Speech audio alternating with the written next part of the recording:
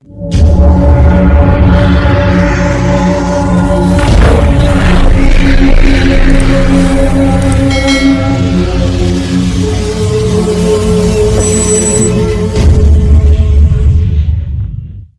बच्चों, आइए आज हम लोग महात्मा गांधी के विषय में जानते हैं। आज 2 अक्टूबर है, महात्मा गांधी की जन्मदिवस है। पूरे देश भर में आज जन्मदिवस मनाया जा रहा है, लेकिन बारिश थोड़ा बिगाड़ दिया है खेला।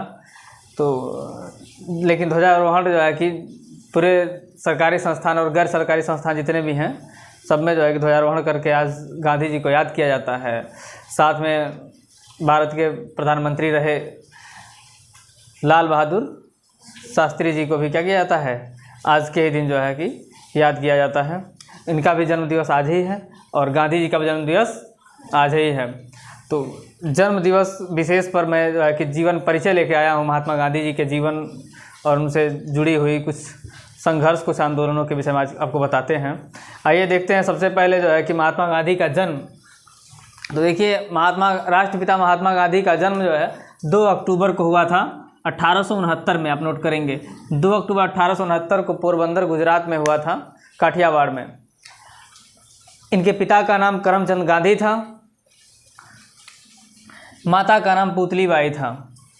इनकी माता जो है कि इनके पिता की चौथी पत्नी हैं पुतली बाई जो है। 3 पत्नियों के मौत प्रसव के कारण हो गया, ऐसा जो है कि लिखा गया हुआ है। विवाह 13 वर्ष की उम्र में हो गया था।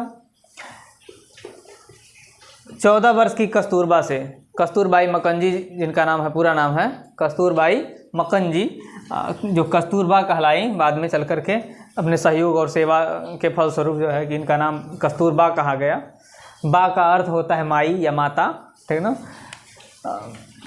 तो 1883 में इनका विवाह हुआ था। इनसे जो है कि 15 वर्ष की अवस्था में देखेंगे तो इनकी एक पुत्री हुई थी जिसका मृत्यु हो गया। बाद में चल के 4 पुत्र हुए हैं।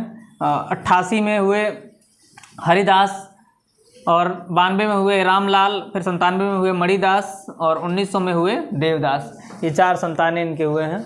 इसके बाद से देखेंगे तो अगर इनके आंदोलनों के विषय में कहा जाए, इनके आंदोलन कौन कौन से हुए हैं। सबसे पहला जो है सत्याग्रह माना जाता है, इन्होंने दक्षिण अफ्रीका में किया था। कहाँ पे? दक्षिण अफ्रीका में सबसे पहला सत्याग्रह कैसे हुआ कि डरबन से जब प्रिटोरिया जा रहे थे तो मोरित्जबर्ग नामक स्थान पे जो है कि स्टेशन पे इनको क्या किया गया, ट्रेन से फेंक दिया गया नीचे। ट्रेन से क्या किया गया, कारण क्या था कि ये थे अश्वेत भारतीय थे और वहाँ पे श्वेत लोगों को ही केवल जो है कि एसी वर्ग में बढ़िया जो कोच होता है एसी वाला ट्रेन में, उसमें यात्रा करने की केवल इजाज़त किसको थी, केवल श्वेतों को, अश्वेत लोगों को नहीं थी। ये जो है कि एसी में यात्रा कर रहे थे, टिकट होने के बावजूद भी इनको क्या किया गया, कहा गया वहाँ से नीचे उतरने के लिए। ये कहे कि हम नहीं उतरेंगे क्योंकि मैंने टिकट लिया है एसी का, तो मैं क्यों जाऊँगा जो है कि 3rd क्लास में यात्रा करने। लेकिन इनको जो है कि 3rd क्लास में भेजा गया, नहीं माने, बस इनको ट्रेन से क्या किया गया, मोरित्जबर्ग स्टेशन पर इनको ट्रेन से नीचे उतार दिया गया, कहिएगा फेंक दिया गया, ठीक ना। तो यहीं पर जो है कि ये वो काफ़ी आहत होते हैं, दुखी होते हैं और यहाँ से जो है कि इनके मन में जो है कि आता है कि हमें इसके खिलाफ़ क्या करना चाहिए, आवाज़ उठानी चाहिए। और एक पूरा जो है कि समूह तैयार करते हैं भारतीयों की, जो भारतीय मूल के लोगों की, और क्या करते हैं वहाँ पे आंदोलन छेड़ देते हैं। तो सत्याग्रह वहाँ पे स्टार्ट करते हैं। सत्याग्रह का अर्थ होता है सत्य के लिए आग्रह, सत्य के लिए आग्रह, इसका अर्थ होता है सत्याग्रह, ठीक है ना। मतलब शांति और अहिंसात्मक ढंग से क्या किया गया, अपने आंदोलन को चलाना ही क्या कहलाता है, सत्याग्रह आंदोलन कहलाता है। 1899 में दक्षिण अफ्रीका में एक कानून बन गया कि जितने भी जो है कि किसी भी धर्म से रिलेटेड कोई भी अगर व्यक्ति हो, अगर विवाह करता है तो उसको ईसाई रीति से विवाह करना पड़ेगा। किस रीति से? ईसाई रीति से। चर्च में जाइए, पादरी जी जो, उसके हिसाब से आपको विवाह करना होगा। अगर ईसाई विधि से विवाह नहीं करते हैं तो विवाह वैध नहीं माना जाएगा, अवैध होगा। क्या होगा? अवैध होगा, ठीक है। तो इस प्रकार से देखेंगे तो ये भी जो है कि जो श्वेत लोग थे, भारतीय मूल के लोग थे, अन्य धर्म के लोग थे, उनके खिलाफ था ये कानून, था ना। हमारा विधि अलग है, रीति अलग है शादी करने का, हम क्यों इसके विधि से शादी करेंगे ईसाइयों की तरफ से, ठीक है ना। तो सब अपने अपने रीति से शादी करें, अपने रीति से, अपने रीति को माने, अपने धर्म को माने, क्यों। तो लेकिन ये नियम बन गया जो है कि एक विशेष धर्म के लिए, तो इसके खिलाफ इन्होंने जो है क्या किया था, आंदोलन किया 1914 में सर्वप्रथम जो है कि, और वहाँ के सरकार को झुकाया और इस कानून को वापस लेने पे मजबूर कर दिया। कानून वापस ले लिए कौन? नहीं, वहाँ की सरकार जो दक्षिण अफ्रीका की सरकार कानून क्या किया? वापस ले लिया। 1899 में जो कानून पारित हुआ था, ठीक है। इसके बाद से 1915 में जो है कि भारत लौट आते हैं। भारत में आते हैं तो भारत में भी काफ़ी जो है कि ब्रिटिश रूल यहाँ पे चल रहा होता है, अंग्रेजों का शासन था, ठीक है। यहाँ पे काफ़ी लोग सताए जाते थे, परेशान किए जाते थे। देखिएगा तो ये क्या करते हैं, देखिए इनके एक और यहाँ पे दिया, राजनीतिक गुरु कौन थे पूछ दिया जाता है तो गोपाल कृष्ण गोखले इनके राजनीतिक गुरु थे। 1892 में मान लिए थे राजनीतिक गुरु। इनको महात्मा करके बुलाने वाले जो है कि कौन थे, तो जीवन राम थे सबसे पहले, दूसरा नाम श्रद्धानंद थे, तीसरा नंबर पे जो है कि महात्मा करके बुलाने वाले रविन्द्रनाथ टैगोर थे। उसके बाद से बापू करके बुलाने वाले इनको जो है कि सबसे पहले बापू कौन करके बुलाया था? बापू का गुजराती भाषा में अर्थ होता है पिताजी, तो सबसे पहले बापू करके बुलाए थे इनके शिष्य ने, साबरमती आश्रम में रहा करता था, ठीक है ना। साबरमती आश्रम का शिष्य इनका जो है इनको बापू करके बुलाया था। इसके बाद से राष्ट्रपिता करके सबसे पहले किसने बुलाया? तो राष्ट्रपिता सबसे पहले करके बुलाया 6 जुलाई 1944 को सुभाष चंद्र बोस जी ने। सुभाष चंद्र जब रंगून रेडियो से ये प्रसारण कर रहे थे उस समय जो है इन्होंने आशीर्वाद मांगा था गांधी जी से अपने आज़ाद हिंद फौज के लिए। सुभाष चंद्र बोस की जो सेना थी आज़ाद हिंद फौज, तो उसके लिए क्या किया था इन्होंने? हाँ, मांगा था जो है कि आशीर्वाद मांगा था और इनको राष्ट्रपिता कह के संबोधित किया था उसी रेडियो से, ठीक है ना, रंगून रेडियो से। एक जोर देखेंगे तो करो और मरो का नारा पूछा था किसने दिया था? तो करो और मरो का नारा किसने दिया था? नहीं, करो और मरो का नारा महात्मा गांधी ने दिया था कि डू और डाई, डू और डाई। ये काफ़ी दुखी होकर के नारा दे दिए थे, ठीक है ना। तो करो और मरो का नारा गांधी जी ने दिया था। इस नारे से जो है सुभाष चंद्र बोस बहुत ही खुश हुए थे कि अब आए गांधी जी हमारे लाइन पे, ठीक है ना। मतलब ये तो अहिंसा के पुजारी थे, कह दिए कि करो या मरो, डू और डाई, मतलब मारने और मरने की बात कर रहे हैं, करने और मरने की। तो मरने की बात करना का मतलब हिंसा करना, क्यों? तो यहाँ पे सुभाष चंद्र बोस जी थोड़ा प्रसन्न होते हैं कि अब गांधी जी हमारे जो है कि रास्ते पे आ रहे हैं, ठीक है। देखिएगा इसके बाद से जब ये भारत आते हैं 1915 में देखेंगे तो यहाँ पे जो है कि किसानों का दुख होता है। चंपारण से बुलावा आता है, चंपारण जाते हैं, बिहार में चंपारण जिला है, वहाँ पर जो है किसानों से क्या किया जाता है, ज़बरदस्ती। देखिएगा तो चंपारण में नील की खेती करने पे मजबूर किया जाता है। किस खेती पे? नील की खेती करने के लिए मजबूर किया जाता है कि तुम नील की खेती करो। जैसे कि 3 कट्ठिया प्रणाली होता था, 3 कट्ठिया प्रणाली मतलब 20 कट्ठा भूमि है ना, तो 20 कट्ठा में 3 कट्ठा पर तुमको नील की खेती उगाना ही उगाना है और वो अंग्रेजी सरकार को दे देना है फ्री में, ठीक है। उसका कोई तुमको मिलेगा नहीं, ऊपर से टैक्स दो, कर भी दो। कर भी लगता था, जिसको पहले क्या कहा था, लगान कहा जाता था। क्या कहा जाता था? लगान। तो लगान तो देना ही देना है, ऊपर से 3 कट्ठा जो है कि भूमि पर नील की खेती करना है और वो नील की खेती करके उसका जो किसको दे देना है? गवर्नमेंट को दे देना है, उठा करके वो ले जाएगा अपना, ठीक है ना। उसको बेचेगा, उसका निर्यात करेगा, आयात करेगा, जो भी करेगा। देखिए यहाँ पे साबरमती आश्रम की स्थापना भी 1917 में हुई थी। पूछा जाता है ये भी 1917 में साबरमती आश्रम की स्थापना हुई थी। पूछा जाता है कि चंपारण आंदोलन किस प्रकार का आंदोलन था? तो हम बताया ना, किसानों का आंदोलन था, तो इसलिए इसको कृषक आंदोलन कहा जाता है, ठीक है। 1918 में अहमदाबाद मिल मजदूर आंदोलन, जैसे कि इनको तनख्वाह बढ़ाने के लिए बहुत कम मूल्य पर इनको काम करवाया जाता था इन मजदूरों से मिल में अंग्रेजों द्वारा। तो वहाँ पर मजदूरों ने इनको बुलाया गांधी जी को, वहाँ पर ये गए और वहाँ पर भी इन्होंने क्या किया? आंदोलन किया। सबसे पहले भूख हड़ताल पर बैठे थे यहीं पे। सबसे पहले भूख हड़ताल पर कहाँ बैठे थे? अहमदाबाद मिल मजदूर आंदोलन में, ठीक है। मिल के मजदूरों का आंदोलन था ये।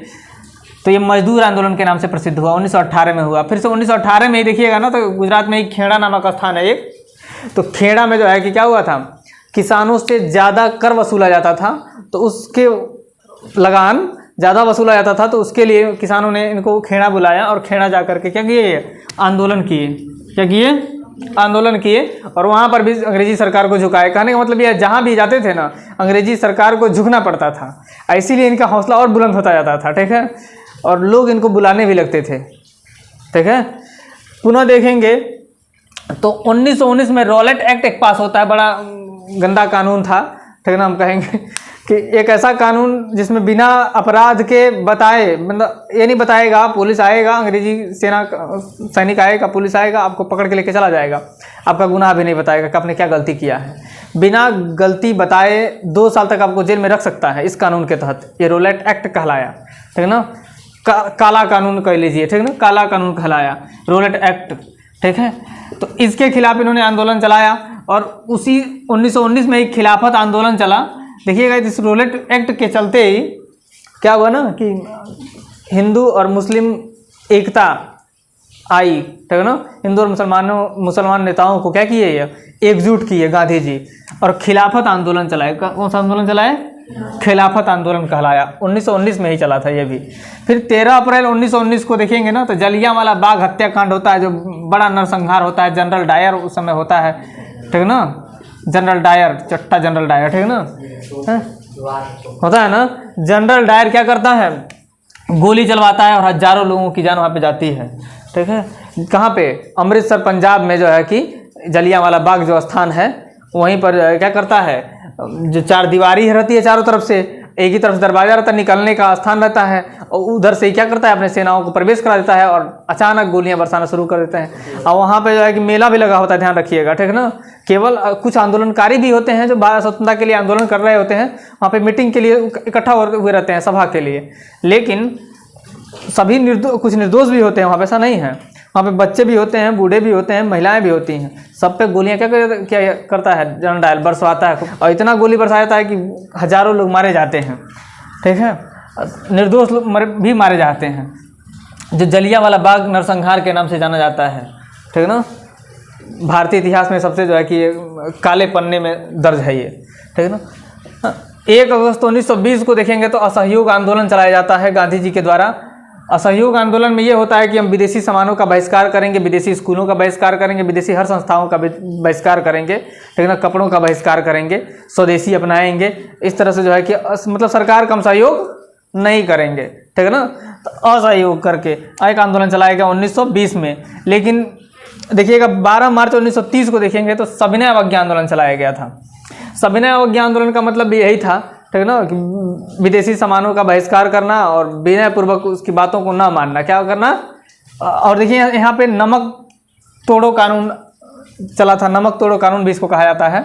इसमें दांडी मार्च किए थे गांधी जी, साबरमती से लेकर के, और दांडी गुजरात में दांडी है जगह, वहाँ तक जो है कि क्या ये गए थे, ठीक है ना। ये कुल 248 मील था लगभग, किलोमीटर में अगर करेंगे तो लगभग 400 किलोमीटर के आसपास में होगा, ठीक है। कि 248 मील की दूरी तक ये इन लोगों ने 78 लोगों के साथ, कितने लोग साथ, 78 लोगों के साथ जो है कि दांडी यात्रा भी कहा जाता है, दांडी मार्च भी कहा जाता है, गांधी जी के द्वारा चलाया गया था ये मार्च, ठीक है। और वहाँ पर जाकर एक मुट्ठी नमक उठाकर, या कई जगह लिखा हुआ है कि समुद्र का एक लोटा जल लेकर के उसको गर्म करके क्या किए, उसको उबाल करके और नमक बनाया, और बना करके जो औपचारिक रूप से नमक कानून क्या किया, इन्होंने तोड़ दिया। तो ये इसको दांडी मार्च के नाम से ये प्रसिद्ध है। इसी बीच देखिएगा ना तो अभी ये आंदोलन चल ही रहा होता है, तब तक ये देखेंगे तो 5 फरवरी, ठीक है ना, 1922 को असहयोग आंदोलन के बाद, किसके बाद, असहयोग आंदोलन के बाद ही जो है 5 फरवरी 1922 को चौरी चौरा कांड हो जाता है। क्या हो जाता है? चौरी चौरा कांड में क्या होता है कि कुछ आंदोलनकारी लोग रहते हैं, भारतीय लोग, ठीक है ना, जो आंदोलन कर रहे होते हैं, अंग्रेजी सरकार के खिलाफ नारेबाजी कर रहे होते हैं, उस पर जो है कि ब्रिटिश सरकार के सिपाही लोग क्या करते हैं, गोली चला देते हैं। कहाँ पर? गोरखपुर में, अपने ही गोरखपुर में चौरी चौरा एक जगह है वहीं पे, ठीक ना।